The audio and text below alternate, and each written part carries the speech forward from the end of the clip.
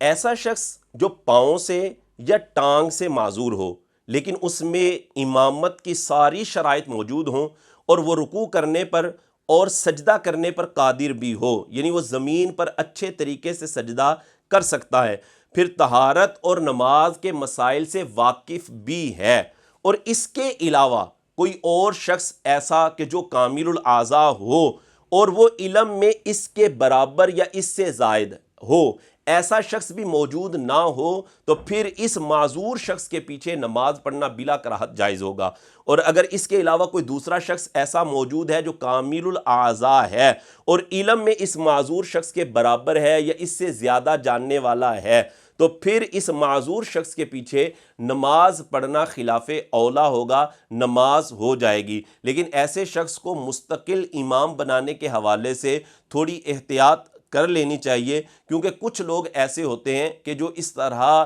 کے امام کے پیچھے نماز پڑھنے سے ذرا کتراتے ہیں، تو کہیں ایسا نہ ہو کہ جماعت میں یہ امام کمی کا باعث اور کمی کا سبب نہ بن جائے۔ مستقل امام بنانے کے حوالے سے ذرا سوچ لینا چاہیے۔ اور اسی طرح نابینا شخص کی امامت کا حکم ہے کہ نابینا شخص اگر ایسا ہے کہ اس کے اندر امامت کی شرائط موجود ہیں، طہارت اور نماز کے مسائل سے وہ واقف ہے، اور اس کے علاوہ کوئی دوسرا بندہ ایسا موجود نہیں ہے کہ جس کی آنکھیں ٹھیک ہوں اور وہ علم میں اس کے برابر ہو یا علم میں اس سے زیادہ ہو، اگر ایسا شخص موجود نہیں ہے تو اس نابینا شخص کے پیچھے نماز پڑھنا بلا کراہت جائز ہوگا۔ اور اگر اس سے زیادہ کوئی جاننے والا موجود ہے تو پھر اس نابینا شخص کے پیچھے اگر نماز پڑھی جائے گی تو وہ خلاف اولا ہوگی، بہرحال نماز ہو جائے گی۔